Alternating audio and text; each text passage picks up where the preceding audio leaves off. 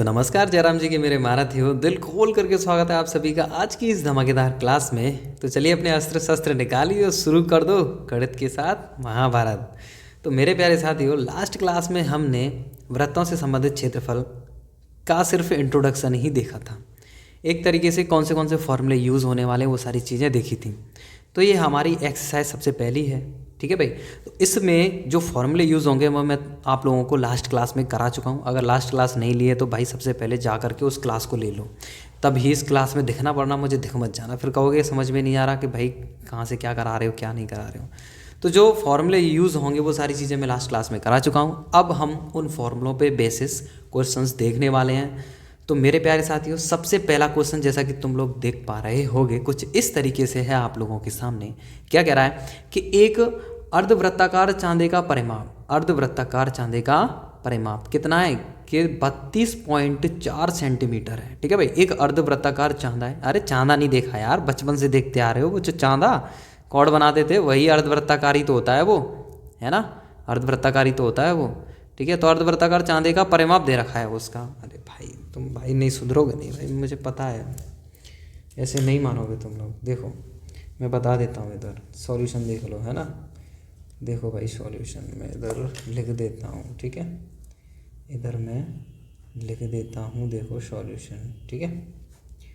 अरे अर्धवृत्ताकार चांदा यार, यही तो होता है वो अर्धवृत्ताकार चांदा, ऐसा ही तो होता है। यहाँ उसका केंद्र होता है। अगर मैं इसको पूरा कर दूँ तो नीचे से कुछ इस तरीके का, देखो ये वृत्त नहीं बन गया, अरे ये तो पोकेमोन सा बन गया यार, पिकाचू वाला। तो देखो ये क्या है, केंद्र, और यहाँ से यहाँ तक क्या हो जाएगी, एक तरीके से त्रिज्या हो जाएगी अगर ये पूरा वृत्त कर दें तो ये अर्धवृत्ताकार की आधे की बात कर रहा है, बस आधे की बात कर रहा है। एक वृत्ताकार चांदे का परिमाप दे रखा है। अच्छा, परिमाप क्या होती है लास्ट क्लास में बता चुका हूँ। यानी इस अर्धवृत्ताकार जो आकृति है ना, इसकी बाहर की मीजरमेंट कितने मीटर है, कितनी लंबी है, यानी यहाँ से यहाँ तक की दूरी प्लस ये इसकी लंबाई है ना, ये लंबाई और ये लंबाई, इनका योगफल क्या कहलाता है, परिमाप कहलाता है। तो यानी ये प्लस ये कितना दे रखा है, 32.4 सेंटीमीटर दे रखा है। क्या दे रखा है, 32.4 सेंटीमीटर दे रखा है। तो अर्धवृत्ताकार चांदे का परिमाप क्या हो जाएगा, मैं पहले लिख देता हूँ, ठीक है, धीरे धीरे चलते हैं आगे। तो अर्धवृत्ताकार चांदे का परिमाप बराबर क्या, अर्धवृत्ताकार, है ना, चांदे का परिमाप बराबर कितना होता है, मैंने कल ही बताया था। अर्धवृत्ताकार चांदे का परिमाप, देखो पूरे वृत्त का परिमाप कितना होता है, 2πr। लेकिन आधे की बात करें, नहीं यहाँ से यहाँ तक की बात करें तो भाग दो, यानी कितना हो जाएगा, ओनली πr। अब देखो एक सतह ये भी तो बन रही है, आधा काट दिया तो ये सतह नहीं मिल गई, तो यहाँ से यहाँ तक का r, यहाँ से यहाँ तक का r, भाई मान लिया इसकी त्रिज्या r है, तो कितना हो जाएगा, +2r। क्या, +2r, यहाँ लिख देते हैं भाई, जो चीज़ मानी उसको लिखो कि माना अर्धवृत्त की त्रिज्या, क्या, अर्धवृत्त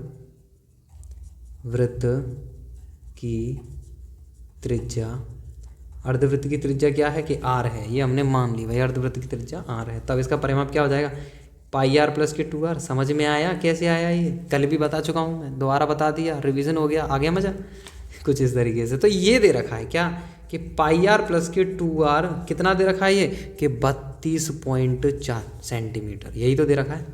अब ये बोल क्या रहा है, सुन लो। नंबर 1 ज्ञात कीजिए क्या, कि सेंटीमीटर में चांदे की त्रिज्या, पहला ही ऑप्शन दे रखा है ना, पहला ही पॉइंट पूछ ले रहा है वो कि भैया सेंटीमीटर में बता दो त्रिज्या कितनी होगी, यानी यहाँ से हमें r का मान निकालना है। क्या निकालना है, यहाँ से हमें r का मान निकालना है। किसी को कोई प्रॉब्लम नहीं होनी चाहिए। पाई का मान तुम लोगों को पता ही होगा, देखो r यहाँ से कॉमन आ जाएगा, आ गया, पाई प्लस का 2 इधर रह गया, = 32.4। किसी को कोई दिक्कत होनी भी नहीं चाहिए भाई, देखो कितना इजी है यार। पाई का मान कितना होता है भाई, r का मान निकालने के लिए इसको इसके पास ही तो भेजना पड़ेगा, पहले इसको सॉल्व कर लेते हैं। 22/7 होता है लगभग में, कल मैं बता चुका हूँ भाई, 32.4 सॉरी पहली क्लास में, है ना। अब इसको थोड़ा सॉल्व कर लेते हैं। r इंटू कितना आ जाएगा, ये 7 LCM आ गया, 2 + 14 32.4, है ना। तो कुछ इस तरीके से 22 और 14 कितने हो जाएंगे भाई, बोलो कितने हो जाएंगे, 36/7 = 32.4। अब मेरे प्यारे साथियों आर का मान निकालना है, तो इसका मतलब हमें करना क्या पड़ेगा, 32.4। अब इधर ये डिवाइड से कहाँ चला जाएगा, मल्टीप्लाई में, और ये मल्टीप्लाई से कहाँ जाएगा, डिवाइड में। कुछ इस तरीके से। क्या आप इस कैलकुलेशन को सॉल्व नहीं कर पाएंगे? अरे यार इजीली कर देना यार, काट पीट करके आर बराबर कितना आ जाएगा, 6.3 सेंटीमीटर। ये आर का मान आ गया। किसी को कोई परेशानी यहाँ तक? यानी त्रिज्या कितनी आ गई, 6.3 आ गई। अब सेकंड क्या पूछ रहा है वो, कि वर्ग सेंटीमीटर में चांदे का क्षेत्रफल निकालो। मेरे प्यारे साथियों इसका क्षेत्रफल निकालना है यार। पूरे वृत्त का क्षेत्रफल क्या होता है, पाई आर स्क्वायर। पूरे वृत्त का क्या होता है, पाई आर स्क्वायर। तो आधे का क्या हो जाएगा, half of pi r square. Simple. तो सेकंड वाला हमें क्या निकालना था, वो मैं ये कौन सा निकाला हमने, फर्स्ट वाला निकाला ना, ये फर्स्ट वाला निकाला है। अभी हम सेकंड वाले की बात कर रहे हैं, ठीक है। अभी हम ये सेकंड वाले की बात कर ले रहे हैं, इधर देख लो, है ना। तो अर्धवृत्ताकार, क्या अर्धवृत्ताकार चांदे का क्षेत्रफल क्या हो जाएगा, अर्धवृत्ताकार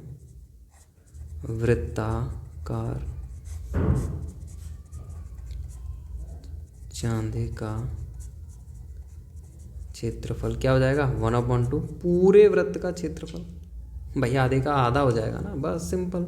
तो 1/2 इंटू पाई का मान कितना, अरे 22/7 गुणा आर का मान कितना, अरे भाई 6.3 अभी तो निकला था, तो 6.3 का स्क्वायर यानी 6.3 इंटू 6.3, है ना। अब देखो कट रहा है ना, 7 नाम 63। ओहो, बाकी की कैलकुलेशन तुम लोग कर लेना, 2 से ये कट के आपस में गुणा कर दोगे ना, तो क्या आ जाएगा इसका आंसर मेरे प्यारे साथियों, 62.37 वर्ग सेंटीमीटर। ठीक है भाई, यही इसका क्या हो जाएगा, आंसर हो जाएगा। तो क्षेत्रफल हमारा ये निकल आया। किसी को कोई परेशानी? तो जो क्वेश्चन था हमारा पहला कुछ इस तरीके से था भाई, और इसका सॉल्यूशन बहुत ही ज़्यादा इजी था। तो बेसिक सा क्वेश्चन था भाई, समझ में आ गया होगा। तो चलिए बढ़ते हैं अगले क्वेश्चन की तरफ। तो मेरे प्यारे साथियों अगला क्वेश्चन कुछ इस तरीके से है आप लोगों के सामने। तो जैसा कि आप लोग देख पा रहे होंगे, क्वेश्चन में क्या क्या रहा है। क्वेश्चन में बोल रहा है कि चित्र में देखिए भाई, यानी चित्र हमें पहले से दे रखा है, इस चित्र को देखते हुए सारा काम करना है। क्या कह रहा है कि लघुचाप ACB की लंबाई निकालो सबसे पहले। तो जो आपको लघुचाप ACB दिख रहा है ना, ACB लघुचाप, कल बताया था क्या होता है लघुचाप। चलिए मैं चित्र बना देता हूँ और ढंग से समझा देता हूँ भाई आप लोगों को, क्योंकि मुझे पता है तुम नहीं सुधरोगे, है ना। चलो देखो भाई बड़े गौर से। ये वृत्त बन गया, ये वृत्त का केंद्र हो गया। ठीक है भाई, एक भुजा कुछ इस तरीके से है इसके अंदर, त्रिज्या है सॉरी वो, और एक त्रिज्या कुछ इस तरीके से है इसके अंदर, है ना। अच्छा चलो इसका नामकरण कर देते हैं भाई। यानी कि इसका केंद्र हो गया O, और ये एंगल कितना बना रहा है, 150। ठीक है भाई, 150 का एंगल बना रहा है। इसको नाम दे दिया ACB। ये लघुचाप है भाई, ACB है ना। 180 से छोटा एंगल है, यानी कि लघुचाप, ये दीर्घचाप। ठीक है, चलिए भाई बात करें दीर्घचाप की, तो दीर्घचाप को भी नाम दे दिया है ABD। क्या नाम दे दिया है, ABD। A कह लो, ADB कह लो, कुछ भी कह लो भाई। ठीक है, ये दीर्घचाप हो गया। तो मेरे प्यारे साथियों इसमें क्या क्या रहा है, इसमें कह रहा है लघुचाप ACB की लंबाई, ACB की लंबाई यानी इसकी लंबाई हमें निकालनी है भाई, इसकी लंबाई। अरे मेरे प्यारे साथियों लघुचाप की लंबाई निकालना नहीं सिखाया था कल?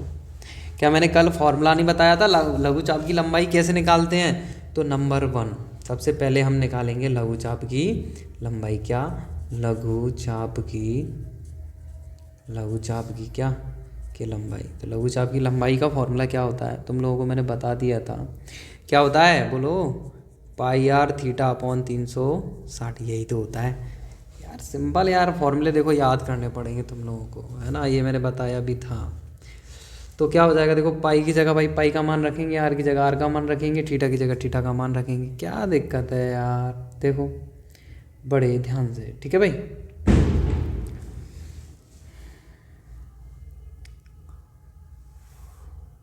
मेरे प्यारे साथियों इस क्वेश्चन में एक प्रिंटिंग मिस्टेक भी है।